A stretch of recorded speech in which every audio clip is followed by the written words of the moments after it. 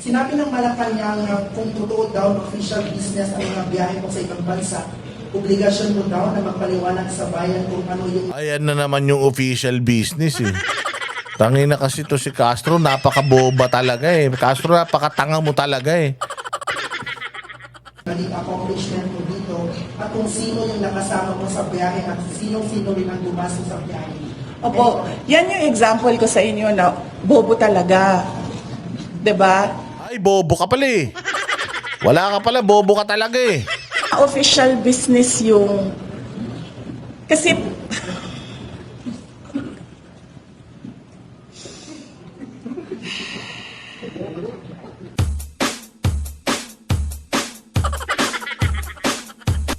Dancing with the beat with DJ Glenn on the mix. Marcos Bangag, Marcos Bangag, Marcos Bangag, Bangag, Marcos Bangag, Marcos Bangag, Marcos Bangag, Marcos Yan. Bangag, Bangag, Ay. Marcos Bangag, Marcos Bangag, Big Bangag, time. Ayan, magandang araw sa inyong lahat mga bossing. Ito na naman ang inyong pinaka-paboritong fake news peddler sa balat ng YouTube. Boss Dada at panasakitin na naman natin ng mga ulo, katawan, atay, balon-balunan ng lahat ng mga switik sa gobyerno, lahat ng mga kawatan, magnanakaw, mandarambong, mandurukot, mangungumit, adik, bangag,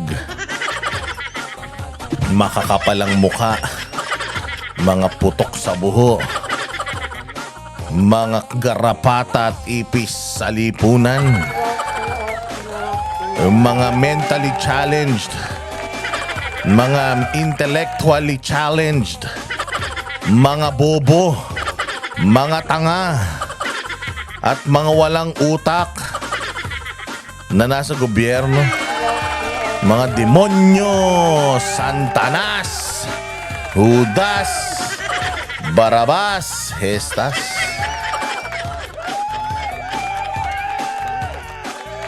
Another day, another uratan session with yours truly, Boss D. At tayo ay nandirito pa rin ngayon sa sa Davao City. Oo, pabalik na rin tayo. Meron tayong importanteng misyon. Importanteng misyon na ginawa dito. At maraming salamat dahil kayo ay tumatangkilik pa rin ng malupit sa ating mga video kahit na wala tayo sa ating studio. Pero huwag kayong mag-alala, dala-dala naman natin ang ating setup para makapaghatid pa rin tayo ng mga malupit na kulitan, kwentuhan para hindi tayo mabaliw. Mga kababayan natin sa abroad na nakaabang araw-araw sa ating palatuntunan para hindi naman kayo maburyong ba, para hindi kayo masiraan ng mga ulo. Kailangan tayo maghatid ng entertainment sa inyong lahat. At kamusta na ba ang mga buhay-buhay, mga bossing? Naku po, mainit ang mga kaganapan dito sa Davao. At mainit na mainit nga kahapon. Naku po, ay biglang nagkaroon ng for sale doon sa bahay ni Pangulong Duterte na ikinalungkot ng lahat ng mga Pilipino. Pero bago yan, putang ina mo, Risa Ontiveros ka talaga. Hayop ka. Tinanggal mo na naman yung bago kong Facebook. Putang ina ka, wala na akong Facebook. Wala na. Puta, pati yung bago kong gawa, tinanggal. Hayop na yan. Talagang matindi talaga ito si Risa Ontiveros. Kapal ng mukha mo, ma'am. Kayo yung mga aktivista na putang ina nyo, sigaw kayo ng sigaw ng karapatan, human rights, mga putang ina nyo. Human rights, putang ina nyo. Takot naman pala kayo. Pinuntahan ko kasi siya sa kanyang page. Mantakin mo ba naman yung ilang taong ko ng pinangangalagaan ng Facebook? Dahil nung mga kausap ko sa Messenger, naglaho ng parang bula. Pinuntahan ko siya sa kanyang page, finalo ko siya, tapos doon ko siya inaway-away. Pinagmumura ko siya doon at sinabi ko ng kapal ng mukha mo. Pangit ka na, makapal matigas pa ang mukha mo. Oh, hinaway-away ko doon. Ano nang nangyari sa Facebook ko? Putay na, isang araw pa lang nabubuhay yung bago kong Facebook, tinanggal nyo na namang mga hayop kayo. Hindi, alam nyo, sobra-sobra, no? Sobrang kapal ng mga pagmumukha ninyong mga putang ina nyong mga aktivista kayo, no? Ang kakapal ng mukha nyo, mag-rally-rally, galit kayo sa gobyerno, galit kayo sa ganito, nagpapahayag kayo ng inyong mga galit. Tapos kapag kayo yung nagiging sentro ng galit, tang ina nyo, yung Facebook, hawak nyo pala. Ngayon ko lang nalaman na puta napakalakas ni Risa Ontiveros sa Facebook. Sa Meta, yung putang inang Vera Files na yan at saka yan sila Tordesillas. Yung Rappler, mga kupal na yan na mga na mga fact checker dyan, human intervention sa Facebook. Sa Pilipinas kasi, meron pang 6 na buwan. Buong taon ngayong February, ngayong 2025, nandyan pa sila. Pero next year, wala nang fact checker, putang ina. Pero ang gagawin ng mga hayop na ito, bago sila mawala yung kontrata nila sa Facebook, iti-take down na nila lahat ng mga iti-take down na talaga nila lahat ng mga accounts ng mga Duterte supporter bago mag 2028 pusta tayo.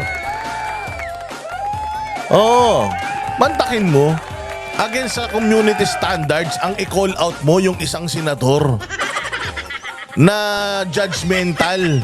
Isang senador na putang ina kung makapagbintang sa mga Senate inquiry niya, sagad. Pero pag siya na yung binuburaot mo, pag siya na yung binuburat mo at tinatanong mo kung magkano yung totoong binayad niya dun sa mga testigo niyang punyeta siya, tangina, makikipag-cooperate sa Facebook tapos ipapa-take down lahat ng mga nagsishare ng mga video ni alias Rene. Saan ka naman makakita ng ganyan? Ang daming na terminate na mga na take down na mga Facebook account dahil nagsishare ng mga video ni alias Rene. Asan na yung mga video ni alias Rene? Balita ko nawawala na daw sa social media. Lahat tinitake down. Putang ina, nakakadiri at nakakahiya kayo. Panay ang sigaw nyo para sa karapatang pantao ng mga Pilipino pero mga pukin ang ina nyo. Kayo mismo mga iyaking kayo. May mga nana kayo. May mga pigsa kayo. Kapag tinutuligsa kayo, gigil na gigil kayo. Papatake down nyo yung mga tumutuligsa sa inyo. Putang ina nyo, mas masahol pa kayo kay Marcos Sr. Kung kailan merong bagong age of information dissemination na tool, itong Facebook, TikTok, YouTube, putang ina, kinokontrol ninyo. Galit na galit kayo sa mga kay Marcos Sr. noon na kinontrol ang media. Ngayon, kinokontrol nyo lahat ang media. Kapag ang mamamayang Pilipino ay sumasagot sa inyo, nahuhuli kayo sa mga kademonyohan ninyo, aba, pinapatanggal ninyo yung mga account. Kaya mga bossing, ako ay umaasa na panoorin at inyong i-share, i-like itong mga videos natin dito sa YouTube. Ito na lang ang meron tayo. May TikTok ako, kaya lang gulo-gulo kasi ng TikTok eh. Ang ingay-ingay, kailangan lagi kang naka-headset. Yung hayop na TikTok. Pero sige na, i-utilize ko na rin yung TikTok na yan. Putang ina nyo, kala nyo mapipigilan nyo kami? Ha? Kala nyo mapipigilan nyo kami sa paglalahad ng mga saloobin namin? Ng babatikos namin sa inyong mga kawatan, kayong mga hayop kayo? Hindi kami papayag. Gamitin natin ang lahat ng ating mga social media accounts at platforms para batikusin ang mga putang ina nito. May balak pang tumakbo ng presidente ang hayop. Mas masaol ka pa kay Bongbong. Buti pa si Bongbong hindi sumasagot. Ikaw nagpapa-take down ka. Alam mo, mas bilib pa ako kay Bongbong.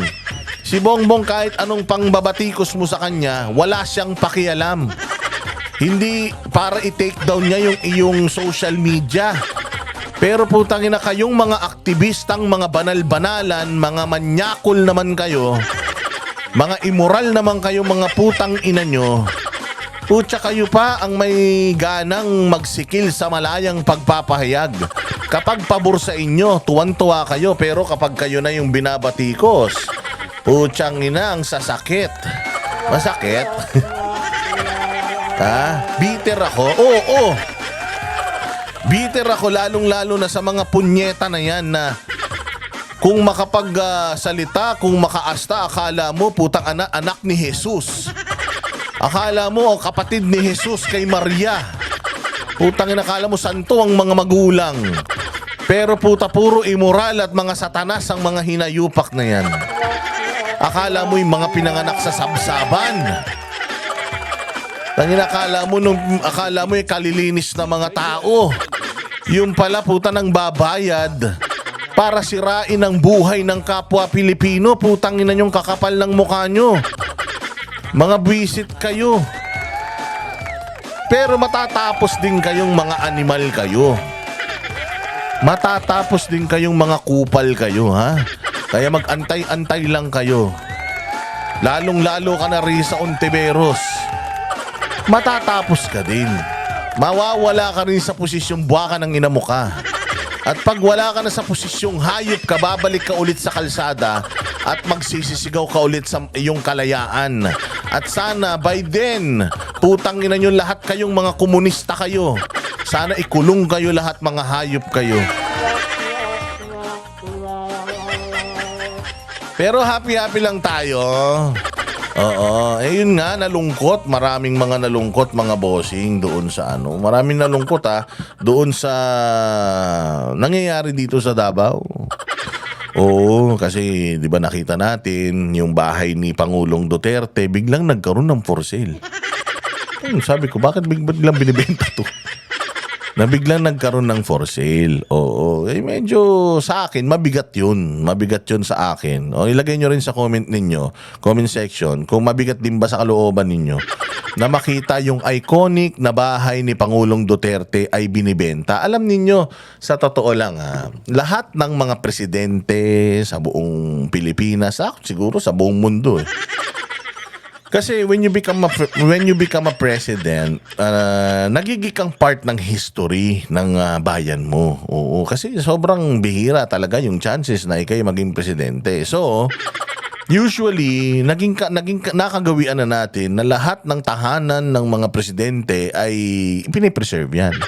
Pinipreserve yan. O lalong-lalo na, itong bahay ni Pangulong Duterte, sa lahat ng tahanan, itong tahanan ni Pangulong Duterte yung pinakatumatak sa mga Pilipino kasi yaan ang simbolo ng isang leader na matino, simbolo ng isang leader na mahal ng bayang Pilipinas at hindi magnanakaw. Napakasimple ng bahay na yan, yung bahay na green. O alam ba ninyo na yung bahay na green na yan, sa sobrang pagmamahal ng mga taga Davao dyan, noong nabalitang i-raid yan, hindi na huminto ang mga tao na nagpupunta dyan at voluntaryo na nagbabantay. Ayaw nila na mababoy masira yung bahay ng kanilang pinakamamahal na presidente. Tapos biglang nagkaroon ng sigalot dyan nung nakaraan lang na biglang pinaalis daw yung mga tao. Mantakin mo, nagpupunta yung mga tao dyan, pagbigay ng nagsasakripisyo, nagbabantay, bigla mong papaalisin ng walang kaabog-abog. Sa tagal na nandiyan dyan yung mga tao, bigla mong pinaalis ng walang kaabog-abog. Nagulat yung mga tao at nagtampo sila. Even the homeowners daw yata, medyo nagulat kasi parang biglaan. Binigla yata. Tapos ginamit pa yung homeowners para sabihin na pinapaalis na yung mga tao. Ha? Ang tagal-tagal na nandiyan yung mga tao. Gustong-gusto nga ng mga homeowners, yung mga tao dyan dahil somehow nagiging safe yung lugar nila dahil marami nagbabantay. Tapos, makalipas ang ilang araw, biglang nagkaroon ng for sale. Nagulat naman tayo, bakit for sale? Yung ibang mga presidente, pinipreserve yung mga bahay nila. Yung lugar na yan, historic yan. Alam nyo ba na nagpunta dyan si Shinzo Abe, yung namatay na Prime Minister ng Japan? At nung nagpunta siya dyan, ang dami daw niyang realization sa buhay. Sabi niya, how come and how can a person with the highest authority sa buong bansa is living simple. Living normally and simple. How can that be? Napahiya daw siya sa sarili niya. Kasi, siya daw, bilang Prime Minister, talagang everything is provided at namumuhay talaga siya ng marangya. Because that's how Japanese are treating their leaders. Dito sa Pilipinas, si Pangulong Duterte, even na meron siyang palasyo, hindi siya natutulog dun sa palasyo na yun. May palasyo para sa kanya, hindi siya doon natutulog because he's so simple na ayaw niya or kinikilabutan siya na magbuhay marangya because never niyang ginawa yun sa buong buhay niya. Nagsimula ang Davao ng maliit na at magulong lugar nung pinasok niya na kipag-usap siya sa mga tao. He made a truce with the people. Linisin natin, disiplinahin natin na ayos niya yung Davao nang hindi niya kailangan ng kagarbuhan. Walang kagarbo-garbo. Pag Pasko lang, doon sa ancestral house nila, namimigay sila ng regalo sa mga citizens ng Davao. That's it. Ngayon, biglang-bigla, itong bahay na to na simbolo ng kasimplihan, na simbolo ng pagiging isang leader na totoo na hindi nagkamal ng limpak-limpak na salapi ng pagnanakaw sa bayang Pilipinas. Ito yung bahay na tinitirhan ng presidente bago siya maging presidente sa tinagal niya ng mayor at naging congressman pa siya. Ito rin yung bahay na binalikan niya at lagi niyang sinasabi, I've been a president, I've been the president of the Philippines. Kahit isang kwarto o poste, hindi nadagdagan itong bahay ko. And dyan talaga siya tumira at tumitira. Dyan siya talaga nakatira. Kasi yung bahay na yan, as far as I know, minana niya pa yan sa nanay niya. Yung minana nga nung kapatid niya, nabili na din niya eh. As far as I know if I'm not mistaken. Pero hindi talaga si Pangulong Duterte lumipat sa any malaking bahay. Kung meron man silang malalaking bahay, mga anak niya may malalaking bahay, hindi siya lumipat doon. Talagang dyan siya. Kasi yan talaga yung bahay niya. Tataka ko. Bring him home, tayo nang bring him home. Tapos, putang na yung bahay niya binibenta. Saan siya titira? Although, alam naman natin, marami siyang pwedeng tirhan. Marami siyang pwedeng tirhan, I know. Pero, bahay niya yan, bakit nyo binibenta? Hindi, wala naman tayong pakialam, buhay nila yan eh. Pero nagtatanong lang tayo, siguro naman hindi lang yan ang property nyo. Ibenta nyo na yung iba. Wag naman yan. Baka naman ibigay nyo na sa taong bayan yan. Mahal ng bayang Pilipinas si Pangulong Duterte. Mahal din nila yung bahay na yan. Dahil yan ang bahay ni Pangulong Duterte. If you have other properties to sell, go ahead and sell it. Alam mo, ang mga Duterte, as far as I know, hindi naman sila sobrang naghihirap. Kasi marami nagsasabi na baka kailangan na nila ng pambayad ng abogado. Kaya binibenta na yung bahay na yan. I don't think na ganun sila kahirap. Oo, magiging sampal yun sa mukha ng mga anak nila. Kasi si Inday Sara, basically, mayaman yan. May asawa niya, mayaman din. Si Pulong, marami rin naman negosyo. Si Baste, siguro, hindi naman naghihirap yung mga yan. I mean, pag sinabi mo kasi na talagang naghihirap na at kailangan ng ibenta yung mga property, wala na bang ibang talagang paraan? I believe maraming paraan pa yan. Marami pang pwedeng pagkunan kung talagang pera lang ang pinag-uusapan Kasi if you want to picture, parang wag naman, hindi naman ako maniniwala siguro to picture Pangulong Duterte na pulubi na. O hindi nagnakaw yan sa taong bayan, oo. Pero hindi naman siguro pulubi yan na ultimong gamot, wala nang pambili. Na wala nang pambayad ng abogado. I'm sure handa naman sila sa mga expenses at mga kaso na yan. Oo, kasi nakakahiya naman. O katulad yan, makikita naman natin, hindi ba? Pagka, yung si Madam, makita naman natin si Madam, mga nakaguyard yan. Naka-Hermes yan. O bakit hindi nyo muna ibenta yung mga Goyard tsaka mga Hermes nyo bago nyo ibenta yung bahay? Pakilamero ka, Boss Dada. Benta nyo muna yung mga mga alahas nyo, yung mga diamante. O baka meron pa kayong mga naitatabi dyan. Yun muna. Huwag na muna yung bahay.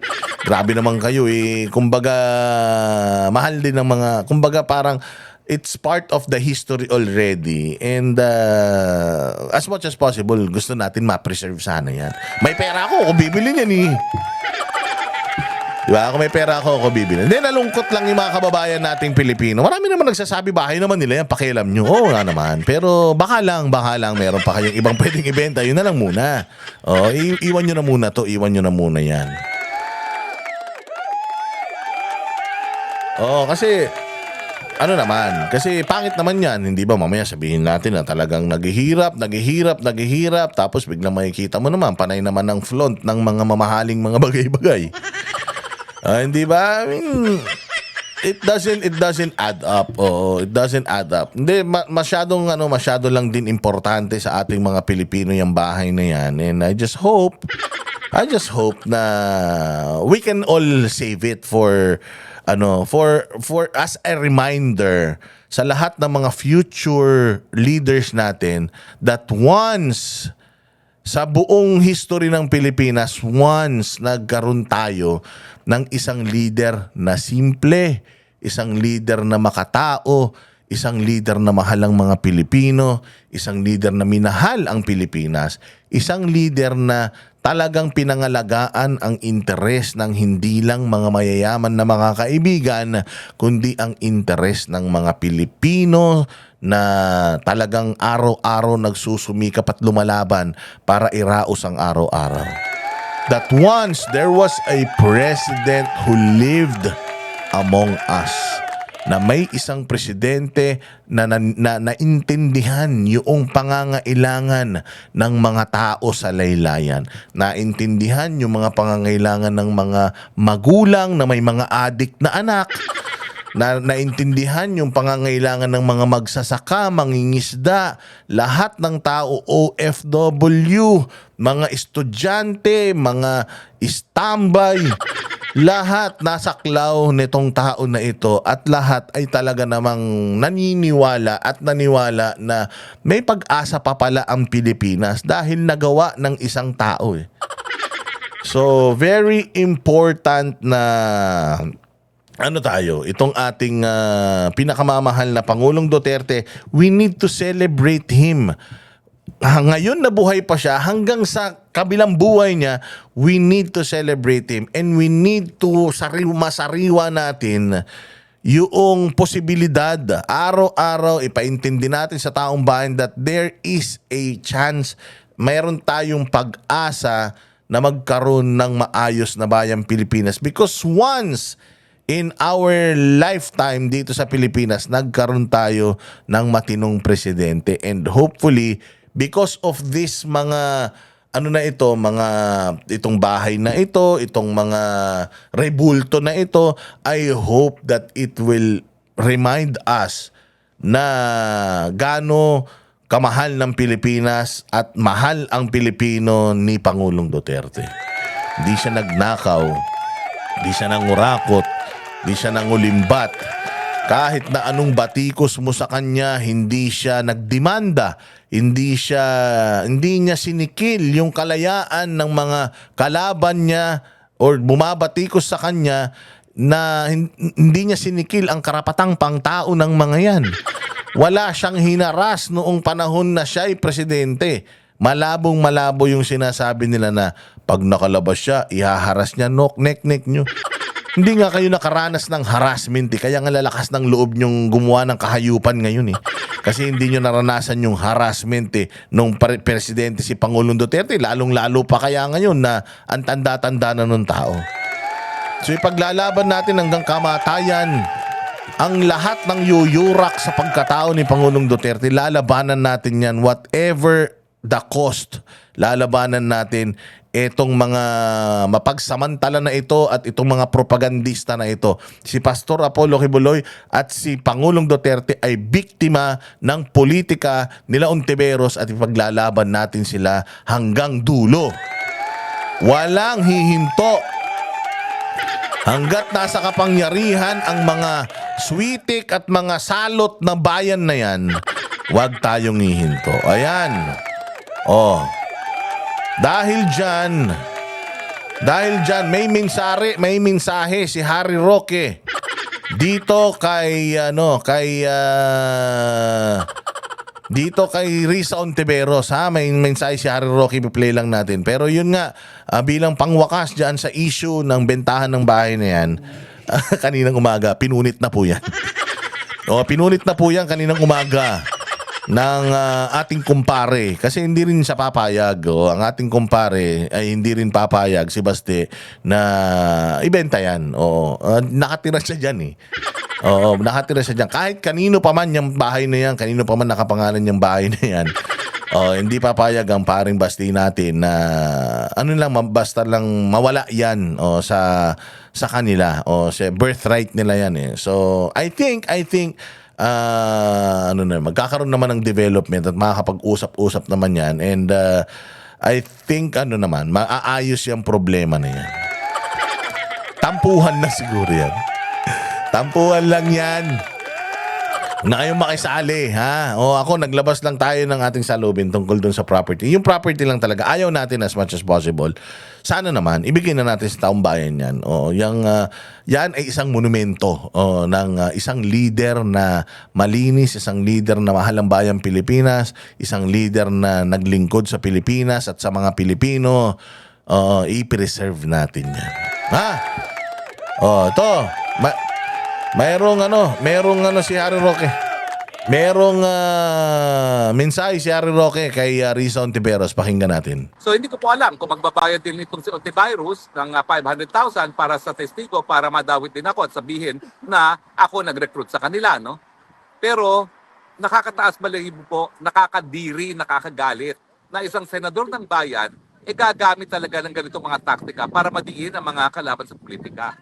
And how dare you use the Senate of the Republic of the Philippines, no, para maging para maging instrumento na gipitin ng mga kalaban ng administrasyon. At ang isa pang nakakasuka, yung talagang lantaran ng sabuatan ng mga dilawan, ng mga loyalista at CPP-NPA, no? Tingin nyo ba, miski kayo'y magsabuatan na yan, makukuha yung suporta ng taong bayan? Nagsabuatan na nga kayo. Ang latest survey, nangunguna pa rin, 33%. Si Inday Sara, kung magkaka-eleksyon na yun, siya maging presidente. At ang pinakamalapit na kanyang katunggali ay 15%, kalahati lamang. Yung tulpo nga, wala na no? Wala na, tulpo. Hindi, pero totoo to mantakin mo, for the past 3 years, actually hindi nga 3 years eh. For the past 6 years plus 3 years, wala nang ginawa ito sila Risa Ontiveros kundi sirain ng mga Duterte. Kasama sila De Lima, mga Dilawan Tae. Kasama na yan. Walang ginawa kundi sirain ng mga Duterte. Pero look where the Dutertes are right now. Well, kinakaharap nila ngayon ng pinakamatinding pagsubok na kinaharap ng isang leader ng bayang Pilipinas. Yun yung ipagkanunuka at traidoring ka ng mga kababayan mo mismo, lalong-lalo na yung mga natulungan mo, mga walang utang na loob ang mga punyeta. Nandun na tayo. Pero ang mga Duterte ay nananatiling sentro pa rin ng kapangyarihan pagdating sa politika, na kahit na anong gawin ng lahat ng mga nagsama-sama ng mga to, puwersa ng media, puwersa ng mga komunista, rebelde, socialist, mga yun tawag daw nila, mga socialist, masimbahan, na mga satanas din naman, mga nasa gobyerno na mga walang utang na loob, congressman, mga senador, nagsama-sama na ang lahat ng to, pero makikita ninyo ang pagmamahal ng mga Pilipino sa mga Duterte. Now, influential ang mga Duterte. Influential sila in a sense that mahal sila ng makaramihan ng mga Pilipino sa Pilipinas. Ang influensya nila nasa tao. Hindi influential na may kapangyarihan at ihaharas ka. Yung iyong kalayaan, human rights, i-violate nila. Hindi ganun. Influential sila in a sense that people love them. Mahal sila ng mga Pilipino na hindi ninyo kayang makuha. Magbabayad kayo ng testigo para sirain ang mga yan. Mantakin mo, hindi ka nandidiri, Risa Ontiveros, nagbayad ka ng 500,000 para lang idamay si Pangulong Duterte at si Inday Sara dyan sa may dala-dalang baril dyan sa Glory Mountain, hinayupa ka, hindi ka nahihiya. Tapos, putang ina, kayong mga madre, tuwan-tuwa kayo dito sa napakabulaan, sinungaling at hudas na si Risa Ontiveros, kayong mga taga-Saints ko. Kupal kayo. Diretso mo, Hari. Naglao na parang bula, no? So ibig sabihin yan, magsama-sama man kayo, wala pa rin mangyayari sa inyo dahil alam ng taong bayan na ikaw, by rules, nakakadiri ka kasi kaya madali ka magmalinis. Hanggang ngayon, di mo naman sinasabi bakit bigla ka nanalo nung ikaw ay naging director ng PhilHealth at ang katutak na advertisement ang ginamit ng PhilHealth sa mga panahon na yon. Huwag mo sabihin di mo ginamit talaga ang pera ng PhilHealth para ikay manalo sa eleksyon na yon, ha? Ay, nako. Tapos, ang nakakabuhisit talaga dito sa mga dilawan, akala mo kung sino na sila lang yung malinis. Pero, ang dami naman nilang putik sa mga mukha. O, kita mo itong gawain to. Gawain ba ng matinong tao yan na magtatanim ebidensya, tanim testigo para lang magipit ang isang tao na walang kasalanan? Yun ang pinakamasaklap. Na ginagawa nila itong kademonyohan na ito para magipit yung taong walang kasalanan. Pwede kang magpakulong or magpakawala ng 100 na guilty na mga kriminal. Huwag ka lang magkukulong ng isang tao. Human rights violation ang sinisigaw ninyo, tapos nagbabayad kayo ng tao para alam mo yun, bigyan ng sala itong mga walang kasalanan. At ang pinaka nakakadiri talaga dito is man of faith and man of church, itong ginaganyan nila. Taong simbahan, nagkakalat ng salita ng Panginoon, nagliliberate ng mga tao, nagbabago ng buhay ng mga tao, tumulong sa pamahalaan, tumulong sa mga nasusunugan, nadidilubyo, natural calamities, laging nandiyan dyan. Nakakatulong sa lahat ng mga magagandang nais ng bayang Pilipinas, nakasuporta, pinakukulong para lang sa pansarili nilang agenda na mapabagsak yung mga kalaban nila sa politika. Si Pastor Apollo Kibuloy ay isang taong simbahan. Isang taong simbahan na pinipilit yurakan ang kanyang pagkatao para pandirihan siya. Pero mas lalong nakikilala at gumagawa ang Panginoon ng gumagawa ang Panginoon ng paraan para lalo siyang malinis ang kanyang pangalan. Ito na tong itong instance na ito. Ilan pang testigo ang binayaran? Buti sana kung si Risa Ontiveros ngayon lang nasangkot dyan. Pangatlong beses na po ito. May bikoy pa. Meron pa yung mga kabatang meron pang kinidnap daw dyan para lang magtestigo dyan sa Senado. Yung mga paggawa-gawa pa ng mga peking yung mga ginawa pa nilang kapikian dyan sa corona impeachment. Hindi ba? Sa putang ina, sobrang demonyo nitong tao na ito. Na putya, pati ba naman yung mga bumabatikos sa kanya ngayon dahil bistado na siya, pinapa-take down nila yung mga account. Di ba? Putya, Risa Ontiveros, lahat ng ito ay aanihin mo. Lahat ng ito'y babalik sa'yo. Sa totoo lang, mayroon pa kang babanggitin dito tungkol sa PhilHealth Yung PhilHealth na puro mukha mo pinaglalagyan ng lahat ng bus na gamit ang pondo ng PhilHealth para lang umingay ka sa sa kampanya at manalo. Kapal ng pagmumukha mo, ma'am.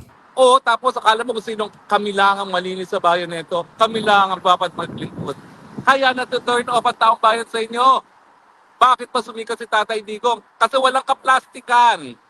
Inaamin niya, tao siya. Inaamin niya, hindi siya perpekto. Meron siyang mga kahinaan. Ano ngayon?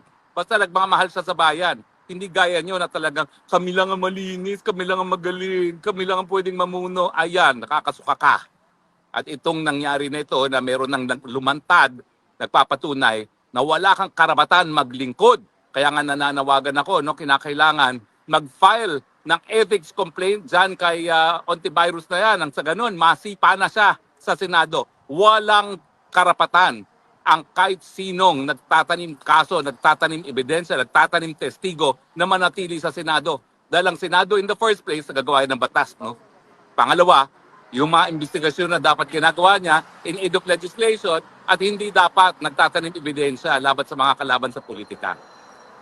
Again po ha, lilinawin ko, kayo mga dilawan, as exemplified by Risa Ontiveros, sinusuka kayo kasi kayo mapagpanggap, nagmamalinis. Ayun. Sinusuka na kayo. Kaya sana talaga yung mga involved na mga senador dito, si Senator Bato, si Senator Bongo, sana maglunsad kayo ng Senate inquiry patungkol dito. Imbitahin nyo yung alias Rene na yan at tanungin nyo siya ng kung ano-anong mga bagay para malaman, totoo ba itong rest house na ito? Totoo ba na nakasama pa sila Matubato? So putang ina yan. Sila pa pala yung nagtatago kay Matubato, sinasabi nila nakalabas na ng bansa o kaya kung talagang nakalabas ng bansa yan, alam nila kung paano nakalabas ng bansa. Eh sila pala nagtatago dyan, di ba sinasabi nila, hindi nila alam paano nakalabas. Walang record, blah blah blah, heads will roll. Yung pala, kayo ang nagtatago. Daming na-reveal dito, lalo-lalo yung mga staff na yan, yung DOJ, yung si Lagdameo, lahat nadamay rito. Kaya kailangan talaga, ano nyo to, pagtuunan nyo to ng pansin, tapos mag-file kayo ng ethics complaint dyan sa babae na yan. Hindi lang isang beses nangyari, 2 beses, 3 beses nangyari.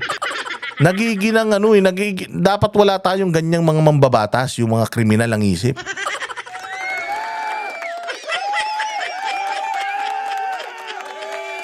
Diba?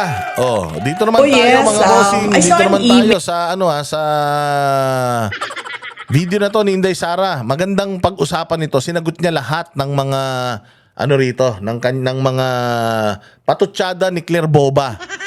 Oh, ni Claire Boba, yung bobong tagapagsalita, tagapagsinungaling ng Malacanang, lahat ng mga patutsada sinagot dito. Ang maganda kay Inday Sara, tama yan. Tama yan, Inday Sara, babuyin mo mga putang ina niyan. Alam mo kung bakit? Kasi yan si Boba Castro, hindi yan pwedeng magsalita ng alanganin sa press corps kasi pwede siyang matanggal sa kanyang tungkulin pag nagsalita siya ng alanganin. Oo, hindi niya kaya si Inday Sara, kaya tama lang Inday na babuyin mo ng babuyin yan. Huwag kang mapagod dahil putang ina pinasusweldo ng taong bayan niyang hayop na yan para sirain ka, para kupali ng mga Duterte, di babuyin mo rin ng babuyin ng putang ina. Hindi ba? Patas-patas lang yan. Ang panahon ngayon, bardago lang kung sinong pikon siyang talo. Merong pinalulutang. May pinalulutang itong mga punyeta na mga media. May pinalulutang sila na ang na dininay daw ng Australia yung interim release nasa kanila dalhin si Pangulong Duterte. Sabi nga ni Inday Sara, hindi naman kami nag-apply ever. Never kaming nag-apply sa kanila. Nagpunta ako doon para sa mga Pilipino. Paano nilang papakalat na dininay? Ngayon, meron daw isang konsul or isang taga-Australia na nag-email lang. Nag-email lang hindi verify ito. Hindi ito verify ng mga media. First name lang yung nakalagay, tapos nilagay niya yung reason bakit niya dinidecline. At hindi pa nagsasalita mismo ang gobyerno ng Australia patungkol doon kung sino ba tong tao na to, totoo ba tong tao na to. Kasi kung nung pinakita ni Inday Sara o binasa ni Inday Sara yung email, nakalagay dun sa email yung pangalan lang ng tao at yung department, pero walang apelido. Walang pirma.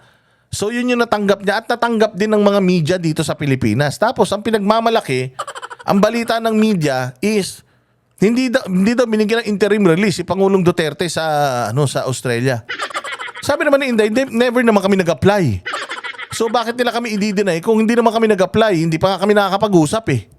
So ano yun, hindi pa kami nag-apply, dininay na nila, 'di ba? The government of Australia has to clear it. Sino ba tong tao na to? Why is she speaking in behalf of the government of Australia? Baka mamaya scam lang yan. Baka mamaya AI generated na yan tapos pinost or in-email sa inyo.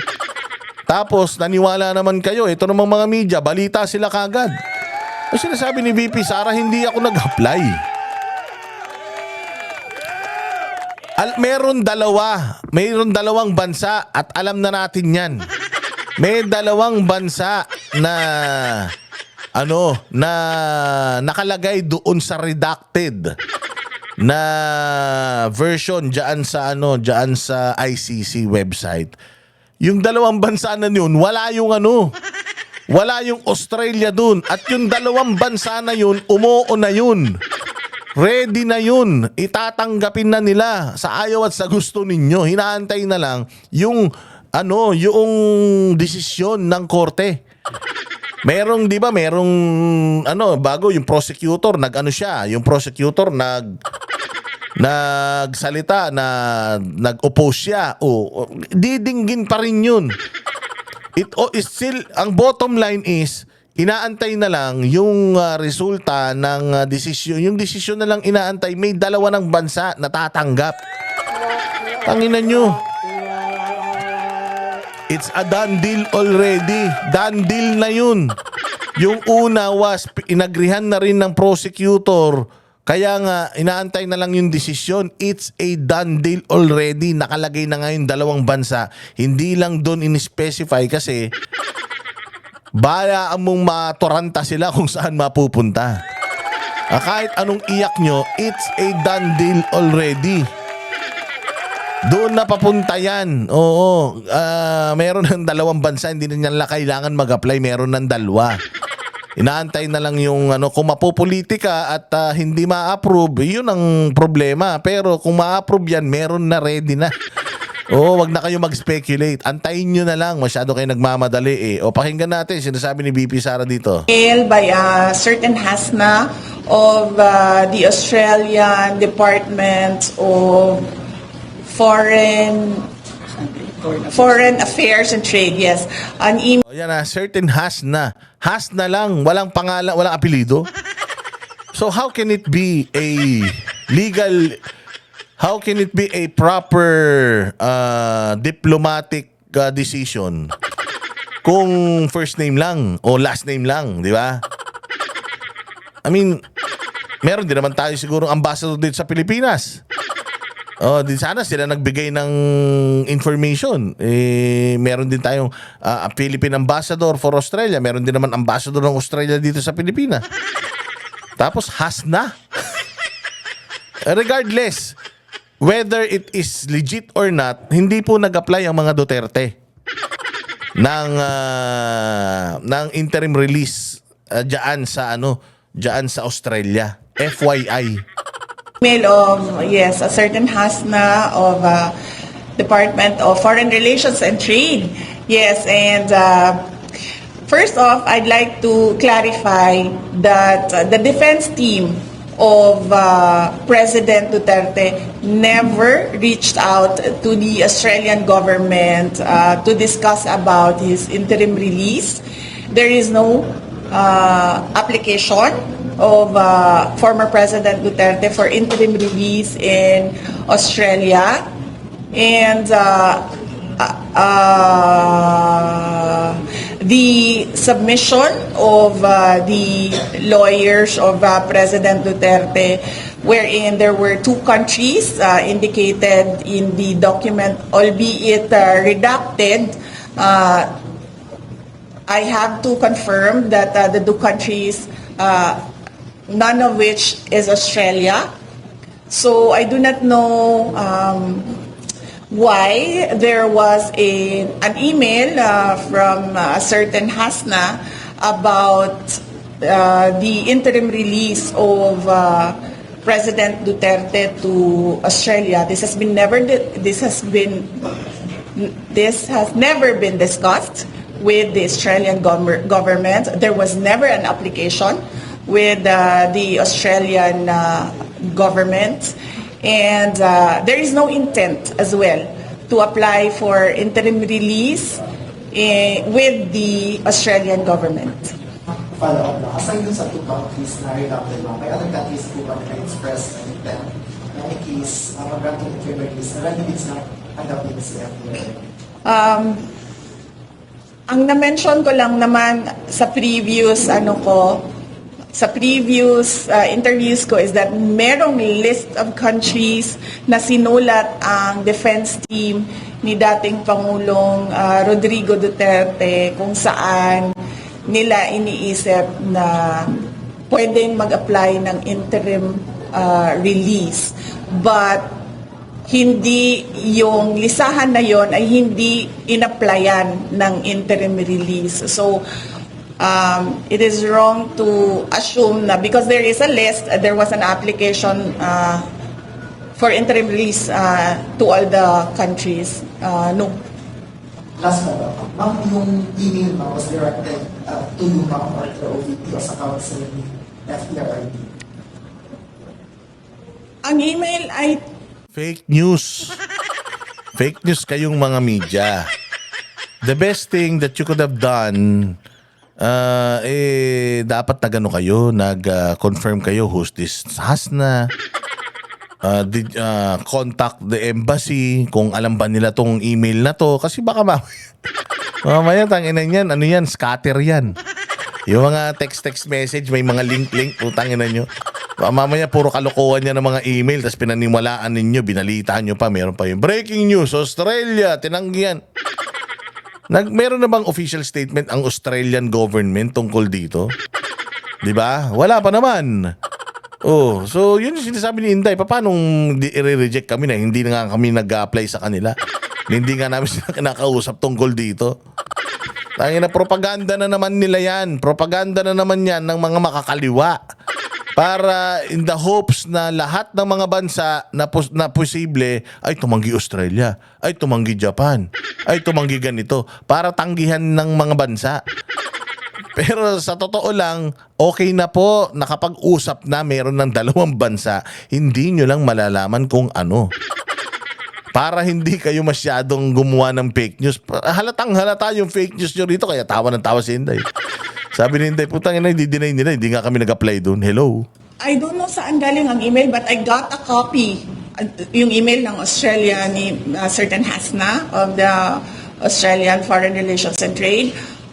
I do not know where and to whom it was addressed, but I got a copy of it, and I do not know as well on what basis she was able to say that there is parang it is not discussed with the Australian government and they will not allow interim release in Australia because in the first place there is no application for interim release in Australia.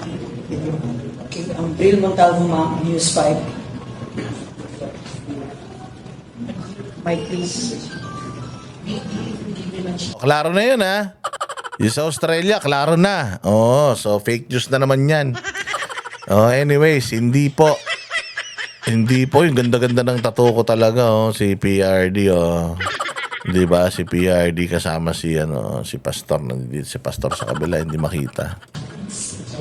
Oh, clear na 'yun, ha. Klaro na tayo doon, ha, doon sa Australia. Wala po.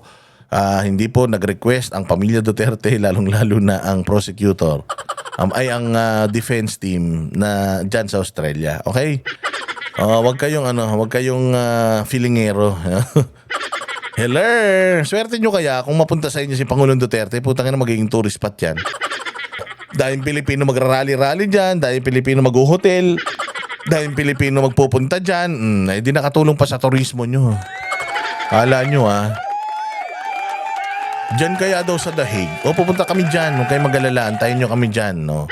Next week, nandiyan na kami. Diyan kaya sa The Hague, alam nyo ba, na ang ganda-ganda daw ng, ng samahan ng mga Pilipino nila. Nasira lang, eh. Pero ang ganda daw ng, yung kumita daw yung mga coffee shop, yung mga hostels, yung mga Airbnb. Dahil sa dami ng mga Pilipino nagpupunta dyan. Yung mga seaman nga daw, na dumadaong sa Amsterdam, lahat sila nagpupunta sa may Duterte Street, may mga dalang isda, lobster, mga nauhuli nila sa karagatan. O, di ba? O, ayaw niyo yan? Swerte niyo. VP,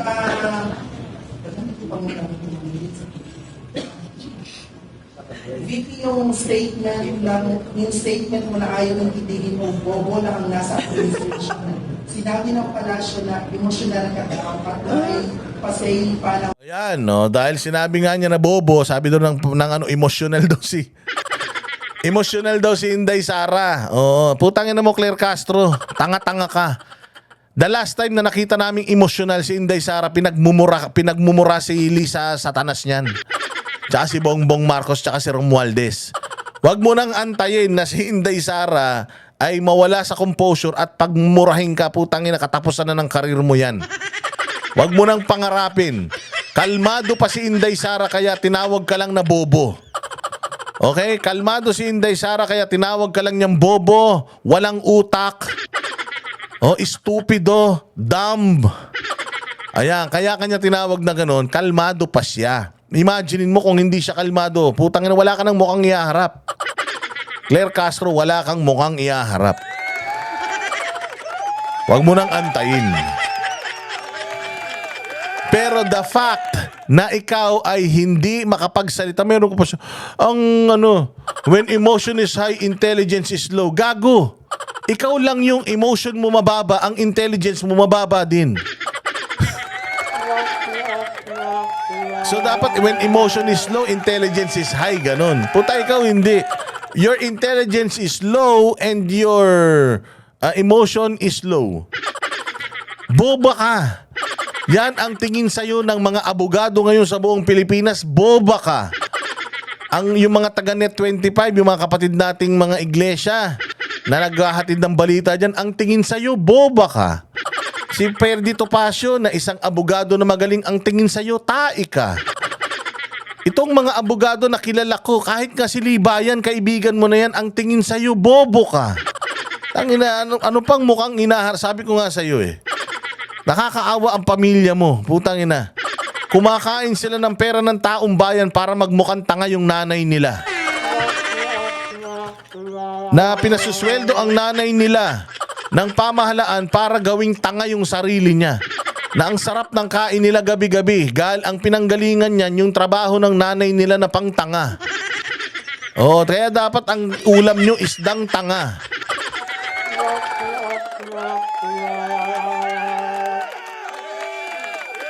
Inday Sara, banatan mo. when emotions are high, intelligence are slow, but never speak out of anger. No, I'm not angry. I'm just stating a matter of fact.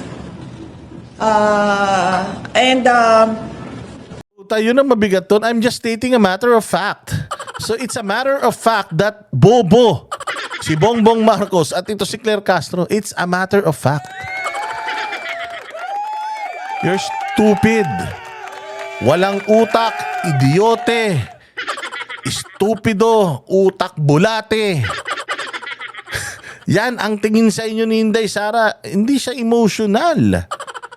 Hindi siya emotional. She's actually calm. Hindi ako emotional. Nakita niyo naman ako kung paano ako maging emotional. Hindi pa ako umaabot doon. I'm just stating a fact that really kulang-kulang yung brain cells ng mga taong nagsasalita para sa administration. Tangina, yun ang masakit. Oo. Oo nga, anong ha? Ha ka nang ha eh. Totoo nga, yun ang sinasabi ni BP Sara na kulang-kulang. Putang sakit nun. Putsa yung bobo. Saklap. Oy, Claire Castro, alam mo yung bobo, kahit papaano, may pag-asa pa yan eh. May dasal pa para maging makaraos ka sa pagiging bobo. Pero yung kulang-kulang, putang ina, mas masakit yun. Mas masakit yun. Grabe ka naman makakulang-kulang. Ano yan? Si Claire Castro, putang ina niya. Abogada yan, paano naging kulang-kulang? Yan, may kulang-kulang ba na abogada? Yun ang masaklap. Tangina, abogada ka, nag-aaral ka na 10 taon, nag-bar exams ka. Tapos tatawagin ka lang pala bandang huli ng kulang-kulang ka, anak ng tinapay yan. Oy, Franz Castro, mag-take ka ng vitamins. Yung from A to zinc para walang kulang-kulang. Ayan sabi ni Inday Sara, kulang-kulang ka daw and she's just stating the fact. Utang na, paano mo ngayon to i-counter? Follow-up BP, diversionary tactics mula ng media statement mo na ikaw ang front-runner sa 2028 election at gusto kang pabagsakin ng administration. Oh, of course not. So, let's just say na diversionary tactic ko yung yung presidential elections for 2028. Hypothetically, ganun yon. So, lumipat tayo sa ibang rason kung bakit nila ako atakihin. What they are doing is what is called political scapegoating. Kapag walang nangyayari sa administrasyon mo at walang ginagawa yung principal o yung presidente, ang gagawin nila is magtuturo ng ibang tao. Kapag merong question sa kawalan ng ginagawa ng administrasyon, ang gagawin nila ay magtuturo sa ibang tao para nawawala yung tanong at para nagugulo ang mga tao. That is a classic political scapegoating. Example of which is noong Ayan, political scapegoating. Oh, kapag ka walang ginagawa ang gobyerno, gumagawa na lang sila ng mga bagay-bagay para makatakas sila doon sa kabalbalan nila. Oh, di ba? Every time na meron sila iskandalo, meron silang ginagawang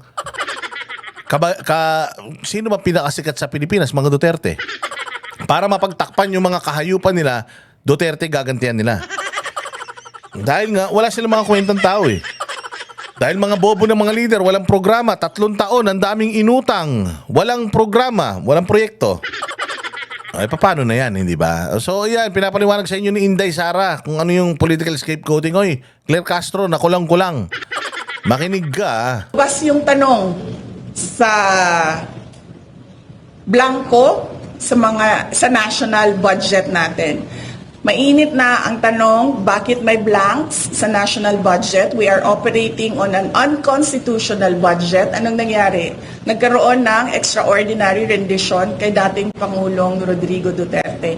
Idagdag na natin doon ang personal scandal ng member ng First Family doon sa United States of America. Anong nangyari? 3 days after, merong nangyari na extraordinary rendition. Grabe yun, ha? Totoo ba yun, yung nangyari dyan sa Amerika? Yung mga taga-LA, magpaliwanag nga kayo, totoo ba yan? Oh, meron daw namatay dyan, tapos meron daw, nag-check daw dun sa hotel, punong-puno daw ng mga pulbos. Oh, totoo ba yan? Totoo ba yan? Tingnan nyo nga. Oh, baka ilagay nyo nga sa comment section kung totoo yan. Pagkuha kay dating Pangulong, sa pilitang pagkuha kay dating Pangulong Rodrigo Duterte dito sa ating bayan at dinala siya sa the Netherlands. Noong sumabog ang People's Initiative, yung kagustuhan nila na i-amenda ang konstitusyon para mapahaba yung kanilang mga termino at para burahin ang opisina ng Vice President at lumipat tayo sa parliamentary form of government kung saan Prime Minister lang ang ini-elect at hindi siya by popular vote, by members of parliament only. Anong ginawa nila? Nag-file sila ng impeachment dahil mainit na yung mga tao. Doon nagsimula yung we are not for sale. So that is political scapegoating. Yung wala kang ginagawa, so magtuturo ka na lang ng ibang tao para makalimutan yung kawalan ng proyekto, kawalan ng... Saklap naman nun. Kapag walang ginagawa yung gobyerno mo, kapag tanga kayo at kulang-kulang, magtuturo ka na lang ng ibang tao. Oh, classic na ugali ng mga Pilipino yan. Oh, classic na ugali ng mga Pilipino yan. Halimbawa, ako, sinabihan ako, oy, ikaw, tamad-tamad mo. Ang sagot niyan, bakit si ano? Bakit si ganyan? Bakit si ganun? Ba't ako lang? Bakit si ano? Oh, may mga ganun eh, hindi ba? Ganyan yung gobyerno pagka sinita mo, Putang ina, ituturo. Yung mga Duterte kaya. Oh, ayan oh, crime against humanity. Dali na sa ICC. Oh, putya yan. Kakahiya. Nagtaki mo. Ito ang itsura ng gobyerno natin sa paningin ng bawat Pilipino. Pinakamasakla, pati sa ibang bansa. Anak ng tinapay ka, Claire Castro. Hindi ka nahiya. Kayo mga kapamilya ni Claire Castro, putya, hindi kayo nahiya. Kung sabi nga, may nakausap nga ako dito sa Davao. Sabi niya, kung ate ko yan, tinadyakan ko yan. Oo, anong ha? Kung kahit ako, kung kapatid ko yan, baka sinipa ko yan. Tangina kung ano-ano lumalabas sa bibig, meron pa siyang, ang hindi magmahal sa sariling wika ay masaklap pa sa mabahong isda. Lalong-lalo na siguro yung mga leader na nagsasabi hindi nila mahal ang Pilipinas. Putang ina mo, Claire. Kailan sinabi ng mga Duterte na hindi nila mahal ang Pilipinas? Kaya nga gusto na namin kayong mamatay lahat eh. Sa sobrang pagmamahal namin sa Pilipinas eh. Para mawala na yung mga salot sa lipunan eh. Kailan sinabi ng mga Duterte na hindi nila mahal ang Pilipinas para sabihin mong maging maggamoy malansang isda sila?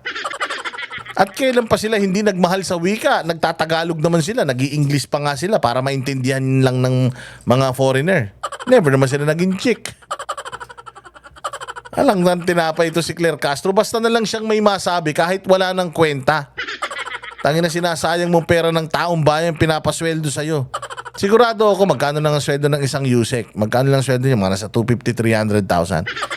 I believe hindi ako tatanggap ng 300,000 para magmukhang tanga sa harap ng mga Pilipino araw-araw. Mas malaki yung pailalim na binabayad sa ulul na yan.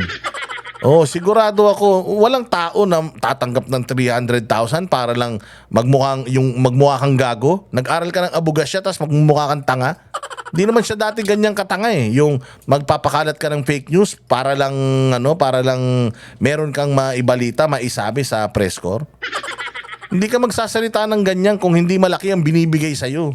Kaya sigurado ako, putay na yung under the table nito. Yung mga bonuses na nakukuha nito, puta limpak-limpak yan. Pustahan tayo, sabi ko nga sa inyo, mukha ng repolyo yan eh. Yung mga damit nila, tinan mo mukha silang repolyo. Dalawa sila noong spokesperson ng kongreso. Putang ina, para silang mga lettuce. Ang sarap isawsaw sa samgyupsal eh. Kita mo ang lalaki ng mga damit. Sabi ko nga nung nakaraan, parang mga mariposa. Para sila mga guryon, mga saranggola na lilipad. Putang ina, minsan naalala ko, pag nung kumain ako ng repolyo nung nakalaan, naalala ko yung damit nilang dalawa eh. Tayo na parang mga repolyo at saka mga pechay bagyo. Di ba ang lalaki ng mga damit, hindi umuulit ha. Yung isa nga, putang ina eh. Yung taga-congress nga, dating bukbukin ng mukha ngayon. Puta, make-up na. Walang hiya kayo talaga, mga sweetik kayo. Puro sa pangungurakot lang ginagawa niyo sa Pilipinas, mga hayop. Programa, wala ng kaayusan sa ating bansa. So, assuming hindi totoo yung sa presidential election sa 2028, klaro naman sa timeline kung paano nila ginagawa yung pag-atake ng kanilang political opponents para makalimutan ang kanilang mga kabalbalan. Last question na BP. Sinabi ng Malacanang kung totoo daw ng official business ang mga biyahe mo sa ibang bansa, obligasyon mo daw na magpaliwanag sa bayan kung ano yung... Ayan na naman yung official business eh. Tangina kasi to si Castro, napakaboba talaga eh. Castro, napakatanga mo talaga eh. Ipinaliwanag na nga, dahan-dahan pa nung sinabi, anong hindi mo maintindihan? Putangina, pinaglihi ka ba sa ano? Pinaglihi ka ba sa isda? Putangina, ang bilis mo makalimot. Sinabi na nga ni Inday Sara na hindi nga siya official kasi hindi gumastos ng pera ng taong bayan, pero nagpunta pa rin ako doon, nagtrabaho ako. Ano ba yung trabahong ginawa ko? Hinarap ko yung mga Pilipino at sinagot ko sila sa mga katanungan nila patungkol sa mga nangyayari sa bayan. So hindi siya official business, hindi gumamit ng pera ng gobyerno, pero nagtrabaho ako. Ngayon, kailangan ko bang mag-report sa inyo? Tanga. Ba't ako magre-report sa inyo? Hindi nga official business yun eh. Di ba? Putangin na mo kasi Bongbong Marcos nga, ang dami ng pinuntahang bansa niyan eh. Ang daming pledges na business, kahit isa, walang natupad. Sa 3 taon, punta ko sa bansa yan. Hiningan nyo ba ng report? Ha? Nag-report ba sa taong bayang kupal na yan? Minsan nagsasabi lang yan, ang daming investor. Mga galing ang mga Pilipino, ang daming investor. Putangin na, tinan mo, ang daming investor? Wala. naging accomplishment mo dito at kung sino yung nakasama mo sa biyahe at sino rin ang dumaso sa biyahe. Opo, yan yung example ko sa inyo na bobo talaga. 'Di ba? Ay, bobo ka pala eh. Wala ka pala, bobo ka talaga eh. Oo, bobo daw si Franz Castro. Pinaliwanag na, hindi pa naintindihan. Kinakawawa din tong tao na to, no? Franz Castro, kung ako sa'yo, putya yan, lumayas ka na sa Pilipinas. Pagkatapos ng termino ni Bongbong Marcos, lumayas ka na sa Pilipinas, sa ibang bansa ka na matumira, at least doon, hindi alam yung mga kabobohang ginawa mo sa Pilipinas. Pero dito, pag dito ka tumira pa rin, putangin na araw-araw pag nakita kita sa mall, tatawagin kita, ang bobo! Hindi nga official business yung... Kasi...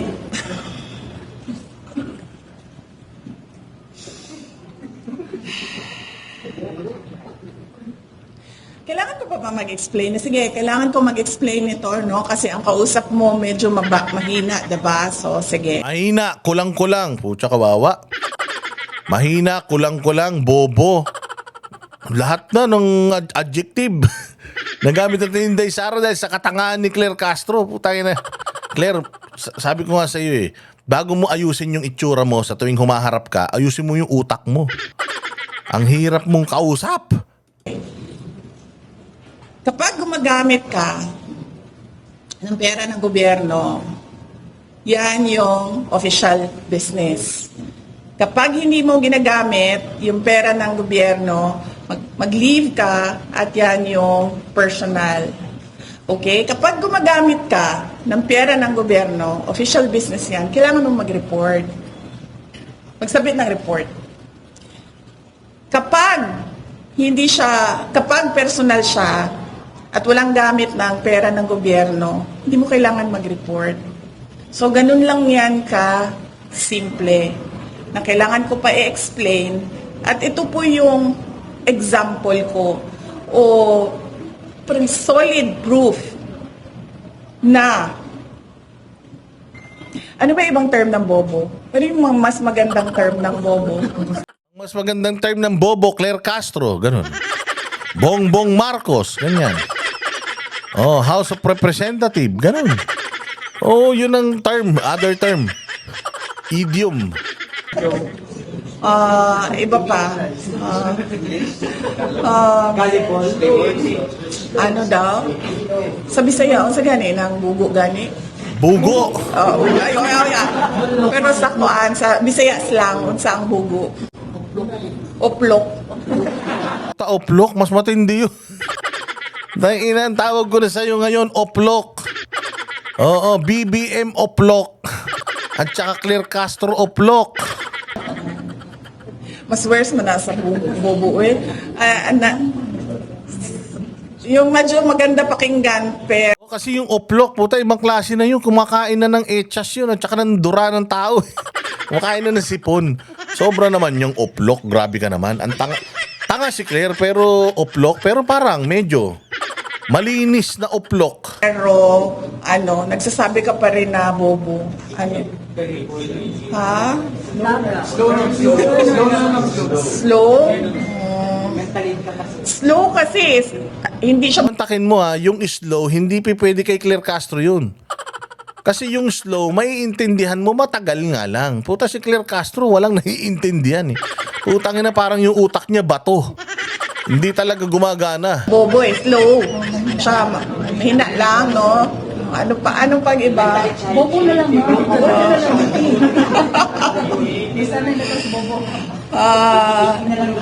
Diba? Yan yung example ko. Kita nyo, kailangan ko pa mag-explain. Nakatahiya na yung ginagawa nila. I mean, sa totoo lang, as a Filipino, I am truly embarrassed with what is happening in our country, especially coming from the administration. Last two questions, VP. Yes, Ma'am Aimee, please use the mic. VP, ano po yung masasabi natin sa ating current government na everybody is worried na po sa nangyayaring kaguluhan sa ibang bansa, especially may mga OFW po tayo nasa. Ayan, OFW naman. O pakinggan nyo mga kababayan, ano masasabi niya sa mga OFW na mga pinabayaan niya yata ni Bongbong na masabugan ng missile ang mga yan. O pakinggan natin. Iraq at saka sa Iran. But still, they are thinking of politics pa rin po dito sa ating bansa. Nakakalungkot dahil as I said, ganyan, no? Scapegoating yung ginagawa. Delikado na yung buhay ng ating mga kababayan doon sa mga bansa na apektado ng kaguluhan sa Middle East.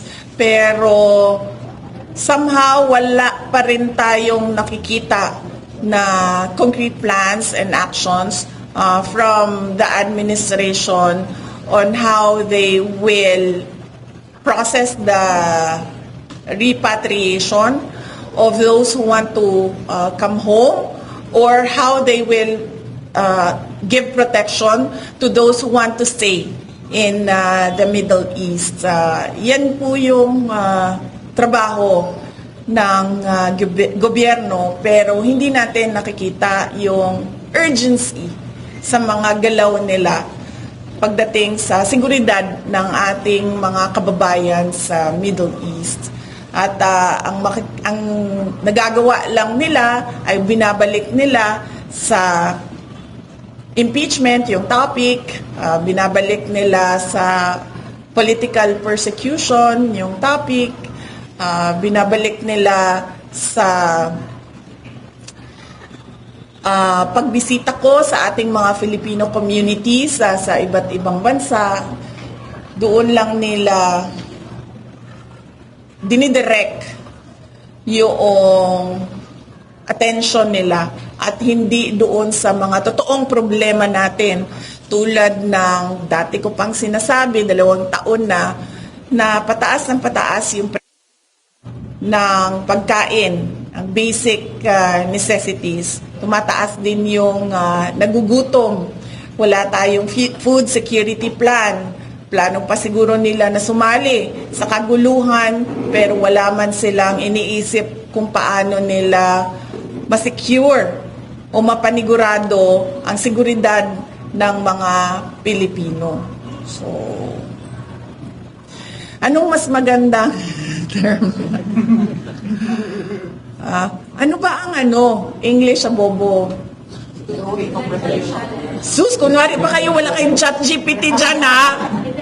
Kunwari pa kayo lahat na wala kayong chat GPT, ha? Bulayog sa Binisaya ba na siya? Stupid, no? In English.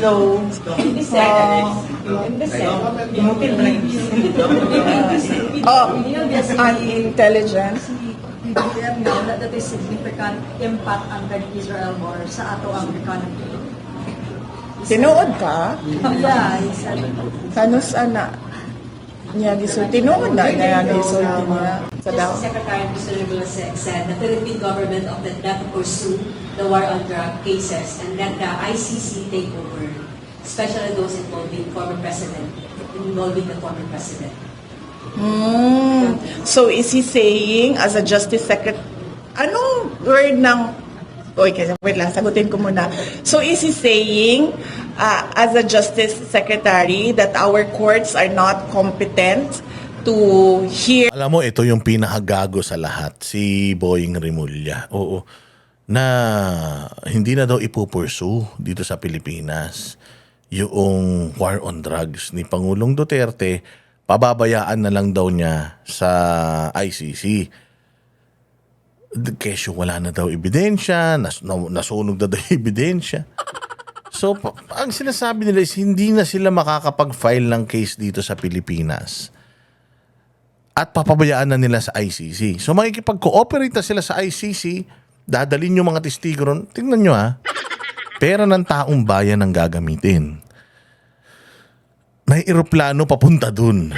Pero walang eroplano magpadala ng mga Pilipino galing ng Middle East pauwi ng Pilipinas Sinabi ni Claire Castro ng boba na yan na hindi daw siya direkta. This is not directly cooperating with ICC. If it's you're not directly cooperating, so it means you're indirectly cooperating with the ICC.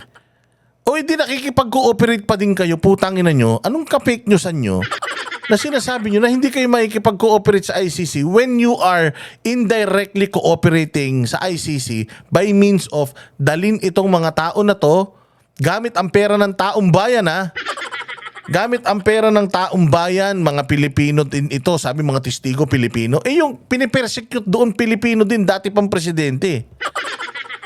Walang kaso sa Pilipinas. Putang ina, kinasuhan nyo doon.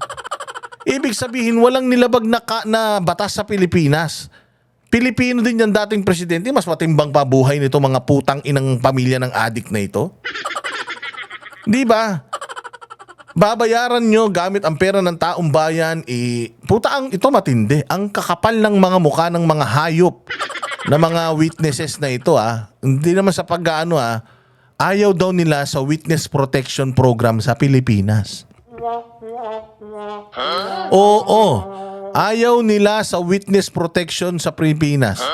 Oo nga, ayaw nila. Ibig sabihin, ang gusto nila mag-witness protection sa ibang bansa. Wow! Oo, sa Europe. Tangina, ayaw nila ng witness protection sa Pilipinas. Gusto nila sa Europe. Sila magpa-witness protection. Putangina, antindi Adik ang mga pamilya nito. Pucha, gusto nila sosyal. Sa Europe pa sila magtatago. Ayop. Lakas. Tindi. Ang inang titigas ng mga mukha nyo. O hindi ba kapwa Pilipino ninyo pinipersecute sa ibang bansa, hindi ibang lahi ang judge, na Pilipino din, tas sasabihin ninyo, makabayan kayo? Para sa bayan niyang ginagawa ninyo. Gago, kung para sa bayan niyang ginagawa ninyo at gusto nyo talaga ng accountability dito sa Pilipinas. Dito nyo si Pangulong Duterte kasuhan. Dito tayo maglaban-laban. Bakit sa ibang bansa? Kasi so parang inaamin ni DOJ Secretary na hindi siya epektibo bilang isang DOJ Secretary for 3 years. Walang kwenta ang korte natin. So dapat kung walang kwenta korte natin, lumabas na lahat ng kriminal, lahat ng may mga kaso tapusin na. Wala palang kwenta korte natin Kasi sa ibang bansa pa tayo umaasa Dapat palabasin nyo na si Pastor. Palabasin nyo na si Pastor. Wala naman palang kwenta yung justice system natin O sila Leila de Lima, okay, nakalaya na Talagang walang kwenta justice system. Mantakin mo, nakalaya. O palayain na natin lahat ng may mga kaso. Lahat, ilabas na natin ng mga nasa kulungan. Mali ang mga hearing ng mga yan dahil walang kwenta korte natin According mismo dito sa DOJ Secretary na hindi na nila ipopursue dito sa ibang bansa na lang. Yung kaso ng EJK, anak ng tinapay, wala kasi kayong ebidensya talaga.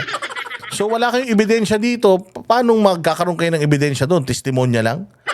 Testimonya lang? Putangin nang yan. Tanga-tanga ninyo, nakakaya tayo sa ibang lahi. Sasabihin nyo, ano mga ebidensya ninyo? Yung testimonya niya, gago, it's not what you can say in the court. It's what you can prove.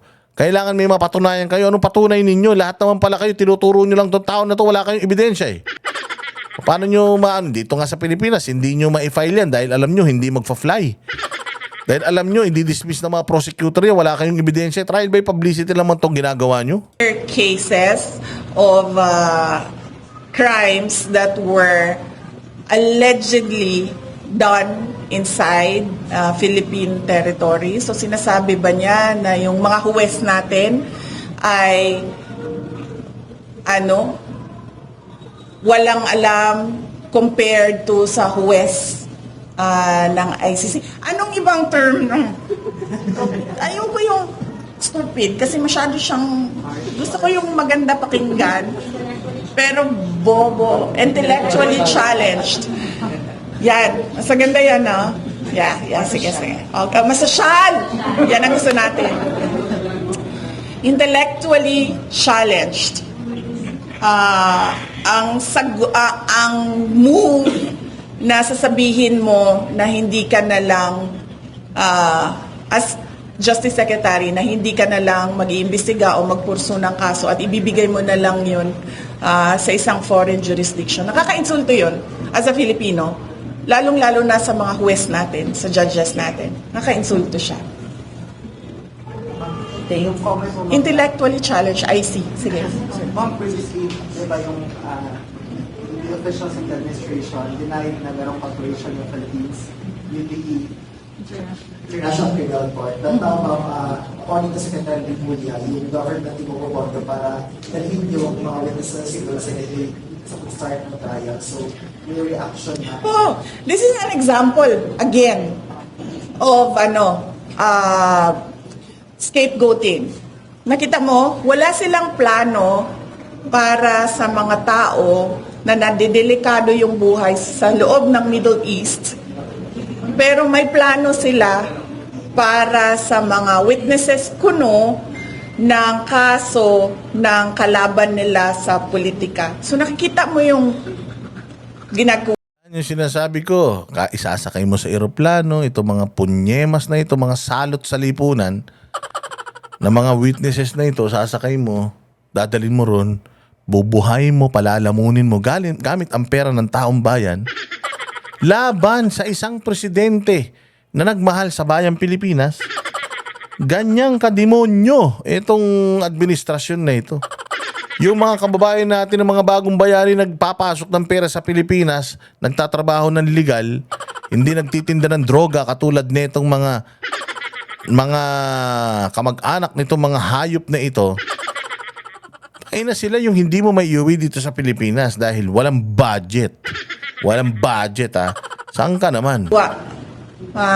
Nila. At parang bang sa kanila, intellectually challenged tayong lahat na parang hindi natin naiintindihan kung ano yung totoong nangyayari. So, isa yan. May pera ka, meron ka palang airplane para mag-haul ng witnesses papunta sa The Hague, pero wala kang pera, wala kang airplane, at wala kang plano para mag-haul ng mga Pilipino galing sa Middle East.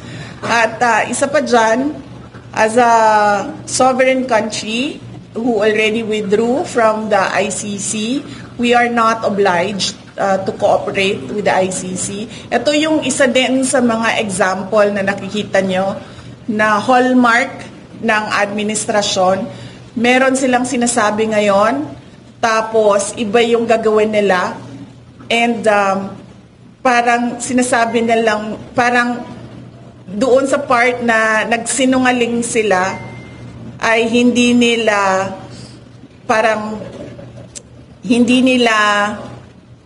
ina-acknowledge na nagsisinungaling sila. And the best example niyan is magsasabi ka na 20 pesos ang kilo ng bigas. Tapos, noong ikaw ay nanalo, ay wala na, nakalimutan na yung 20 pesos na ang kilo ng bigas. Tapos, meron kang half-hearted effort para lang sabihin na comply mo yung sinabi mo at promise mo, ay gagawa ka ng 20 pesos na kilo na bigas na lahat ng tao nagsasabi hindi pwede kainin, hindi good for human consumption, at hindi siya available sa lahat ng mga tao. Pili pa yung pwedeng mag-access ng unfit for human consumption na 20 pesos na kilo na bigas. So yan yung example. Yan yung example. May sasabihin sila ngayon, tapos iba yung sasabihin nila sa susunod, pero hindi sila nagsisinungaling. Ang tawag dyan ay budol! Ano mas magandang hindi? Oh, no. I never talked to any government official when I was in Australia. And I know for a fact na hindi Australia yung dalawang countries na redacted doon sa petition for interim release. Yes. So, yeah. nasa na tayo dun sa pag-workout for those two countries? Kasi crucial din po, di ba, ito dun sa magiging mayor din ni former president? Ay, hindi naman. Ang pagiging mayor niya, kailangan lang niya mag-oath. Hindi ko alam kung anong desisyon, kung ano ang desisyon at ano yung challenges kung bakit hindi nag-oath, hindi pa nag-oath si dating Pangulong Rodrigo Duterte. At yun. Kung intervene si DILG on the matter, hindi siya makatake off by June 3rd. Dili, I do not think that the DILG will intervene because the DILG will only receive, ministerial ang ilahang duty to receive the papers sa iyahang pag-oath. Or hindi ibig sabihin na nasa list siya Ayan, mainit. Ano pa? yung isa sa dalawa na country. I think it was clear sa aking statement na is in the list. But I Ayan, no. Ayan na. Medyo okay na yung usapan niya. Ayun na nga. So, mainit ang mga binitawang salita dito ni VP Sara. Ito daw si dating Bobo at Boba, ito si Claire Castro, ngayon ay isa ng kulang-kulang. Tangina na nakakahiya, no? Sana ituloy-tuloy ni Inday Sara yung ganito makaanghang na kalmado na mga statement para mas lalong mapahiya yung mga hayop na yan dahil deserve nila yan. Deserve. At mag-abang tayo mga bossing. Kahit tayo ay laging tawag din binablock. Bagamat lagi tayong sinisikil ang ating kalayaan sa pagpapahayaga, hindi tayo mahihinto. Kaya importante na makarating sa kinauukulan itong mga pagmumura natin na ito. Oo, na kahit hindi nila dapat paniwalaan, dapat natin silang mamura dahil ang kakapal ng mga pagmumukha ng mga yan. So mga bossing, itong video natin na ito, i-like, i-share, i-comment ninyo. Maraming salamat sa mga subscribers na bago. Sa mga hindi pa nagsusubscribe, mag-subscribe po kayo. Marami pong nanonood na hindi pa po nakaka-subscribe, subscribe po kayo. I-share po natin ito para marami pong abutin, mapuntahan itong ating pagbabatikos sa mga sweetik sa lipunan. Ito na nga lang kaya natin gawin eh. Wala na nga tayong kapangyarihan eh. Kaya na nga nila tayong tanggal-tanggalan na lang ng mga pinaghirapan natin ng mga channels eh. Tapos murahin lang bawal. Di pwede yun, putang ina. Huwag tayong papayag na alipinin tayo ng mga hayop na ito na sila lang ba ang pwedeng manghayop sa mga kapwa nila Pilipino. Hayupin din natin ng mga buwisit na ito. Mabuhay kayong lahat at sana ay magkaroon kayo ng magandang papasok na linggo. Mga bossing, mabuhay. Thank you very much for watching. I'll see you again next vlog. Kami ang boses ng masa, hindi natatakot. Katotohanan lang, di kami nalulunod. Walang bahid ng sismis, lahat ay totoo. Kahit sino ka pa, pag mali ka babanatan ka. Walang pinipili kulay, wala kaming kinikilingan. Basta para sa bayan, kami lalaban. Pagdama palakpakan, pag mali banatan. Di matitinag, di matatakot, para sa bayan tuloy ang sigaw. Sa harap ng kamera, walang halong takot. Mga baluktot, lahat kayo'y tutumba. Ang hustisya at totoo, yun lang ang mahalaga.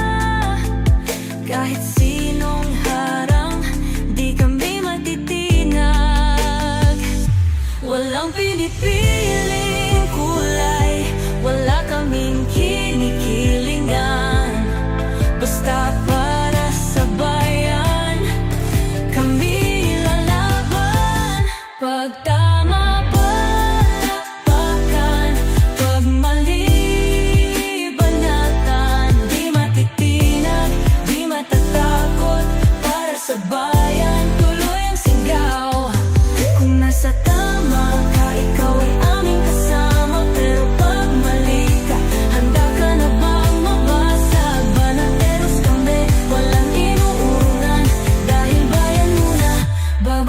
sarili.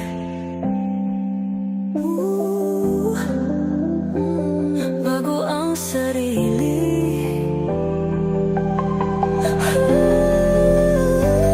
Pag tama palakpakan, pag mali banatan, banatersang sigaw, katotohanan ng